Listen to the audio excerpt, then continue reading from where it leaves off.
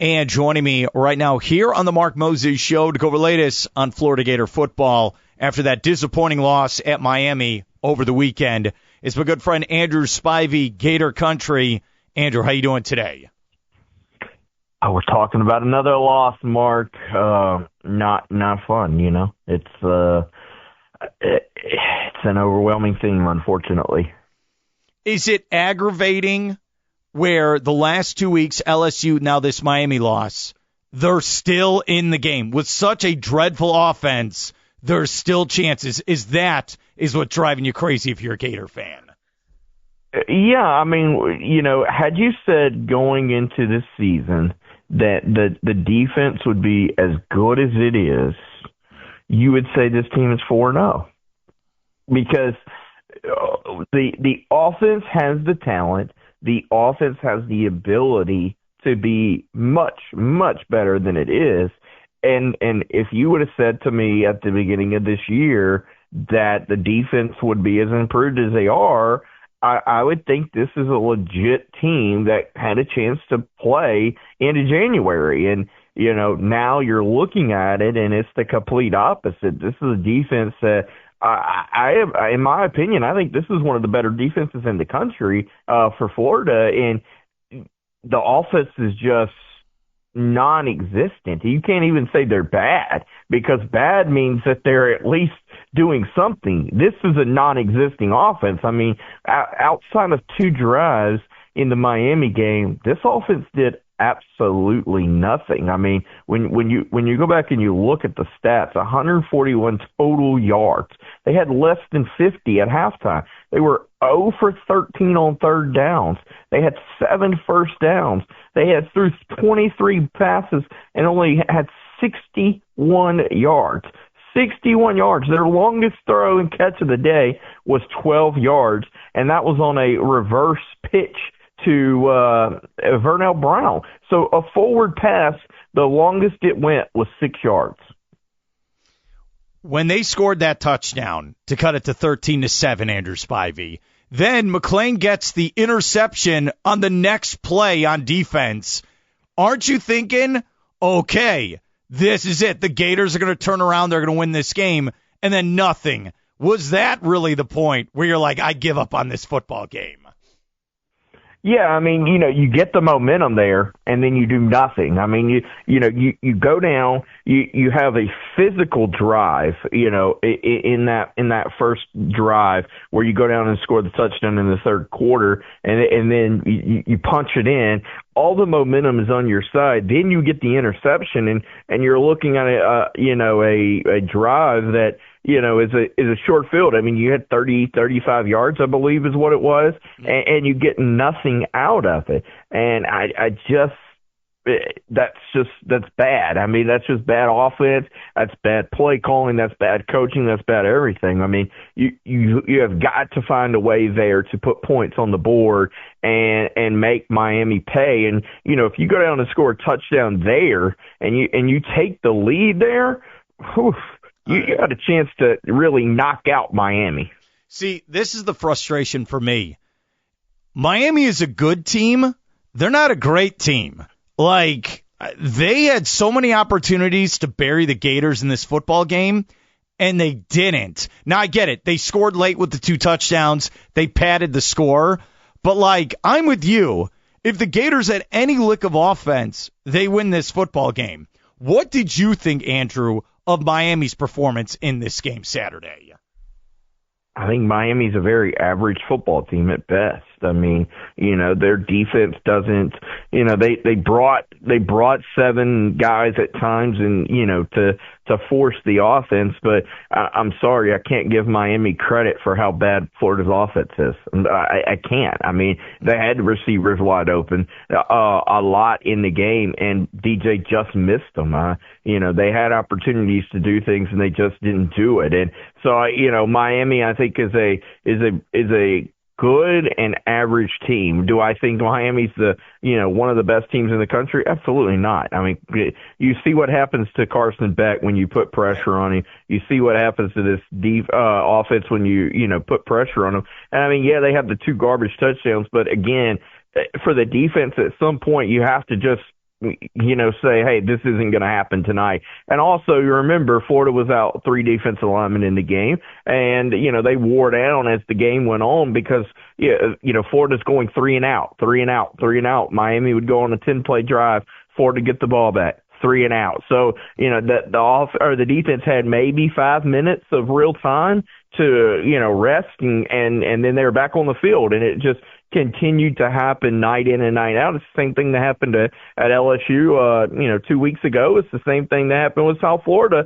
3 weeks ago. The defense just gets tired in the game, and you can't blame them. I mean, again, you're not putting up drives. You're 0 for 13 on third downs. You're not converting. You're not getting anything going to give this defense any bit of a rest. Here's the $1 million question. What is wrong with DJ Lagway? Because we've seen him play at a high level. We've seen him win football games at Florida. I know I'm not crazy. What is wrong with this young gentleman right now under center for Florida? I think there's a couple things. I mean, a guy who did not practice from December to August. The game's too fast for him right now. You can do mental reps, and Florida has all these state-of-the-art things where he can, have the 3D look and all that stuff of what a game looks like. He can take mental reps behind, the quarterback in practice and all of that. It's not game reps. It's not game speed. It's not a pass rush coming at you. The game is too fast for him right now. Teams have film on him, from last year. They understand. And, that's something, I was talking to someone inside the program, and they were, saying you're going to have a sophomore slump with any quarterback. So you're seeing that with DJ, and then you're magnifying it with the fact that he doesn't have game reps, and you're seeing that.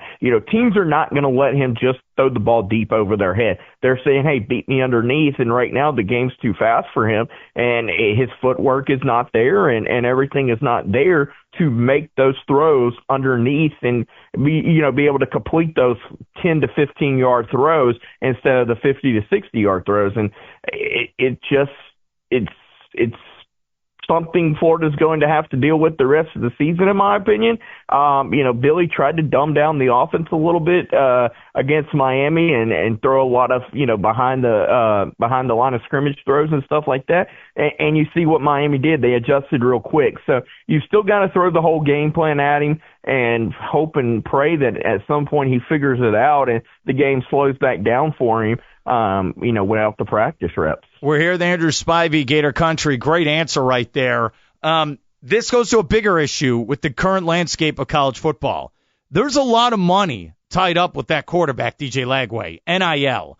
Is it one of those things, and I'm not just saying about Billy Napier, I'm saying all coaches now moving forward. Is there one of these things like there's a fear, well, hey, we're paying him so much money, if we bench him, he's going to leave. This isn't going to work. We're giving him What are your thoughts, man? Because I know you've coached football as well. Isn't this what this reality is now if you're a coach when you have these players making all this money? Bingo. It's the NFL. How many times do we watch, in the NFL, guys that are, your big money guys get to keep playing? You and I are big baseball fans. How many times do we watch baseball, players get, just keep playing because of it? And that's exactly what it is. It's a situation where you've tied a lot of money into, you've basically said that, hey, we got to save our job last year because of what DJ did at the end of the season. If we bench him, we're basically, saying you were wrong for keeping us around. So I think there's a lot of factors behind the scenes that affect this a little bit. And, I don't know how much they trust Termel Jones, the freshman who hasn't played, in any meaningful snaps outside of the Long Island game there. But you would think that you would at least give it a try. And, I know Billy was kind of snappy about it 2 weeks ago when asked about, potentially Harrison Bailey or Aiden Warner getting in, but those two guys have played some meaningful football as well. You would think that they would, get a chance. And I'm not saying, I think DJ Lagway is going to be a fine quarterback. I think that you're going to see great days ahead of him, and I think you're going to see him play for a long time. I really do. But I think that it's also the point that, I don't think he's fully healthy, and B, he hasn't had the reps. So why not, give him a breather, a mental breather? I mean, if you look at him on the sidelines, Mark, and I know you did, he looks like a deer in the headlights right now. That's where coaching comes in, though. And it was interesting on the broadcast, they kept hammering that the team had a players lunch or dinner, whatever it was, where they're all trying to hype up DJ Lagway. Dude, I'm not sitting through that again for 3 hours where the offense has 60 yards of offense.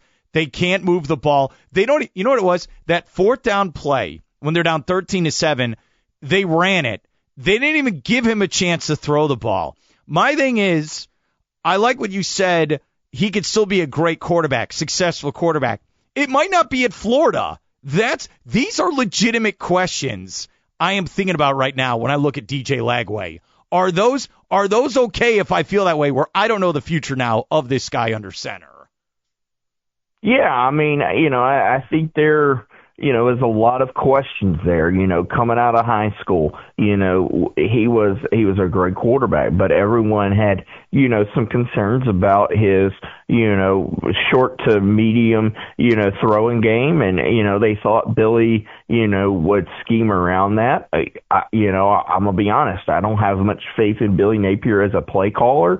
So to say that he can scheme around a quarterback, I don't know how that's possible. You talk about his legs. This is a guy who in the past was really good about getting outside the pocket and making throws. You're not calling any of those plays. You're not calling any rollouts to help him with his reads to, basically cut the field in half. You're not helping him any there. So yeah, maybe it is, elsewhere. I think we all can sit here and say that right now we don't expect that Billy will be able to save himself.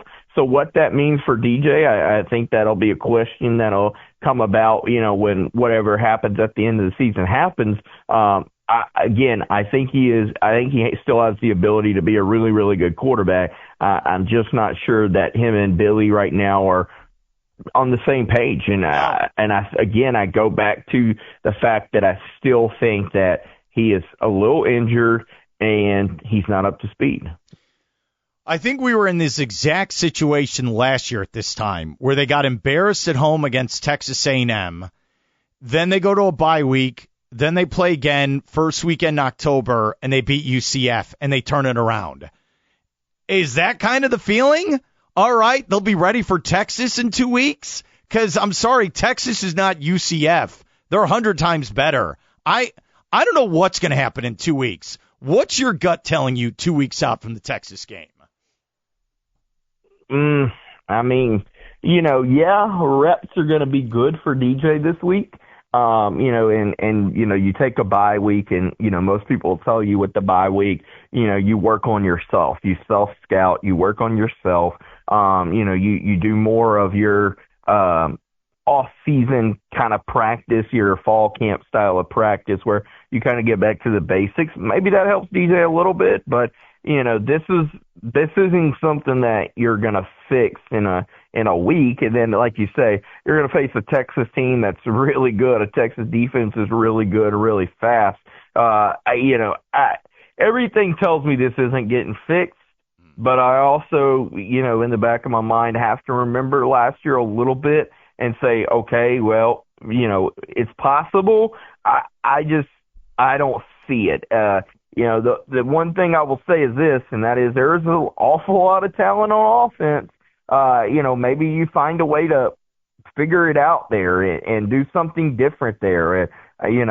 Maybe Billy doesn't call plays. Maybe that helps. I don't know. There's just way too much talent on the offensive side of the ball for this to be as bad as it is. And unfortunately, the play of DJ is affecting everyone. Your offensive line now is grading out poorly, and they're not bad. But the problem is, and Mark, you know this. This is simple math.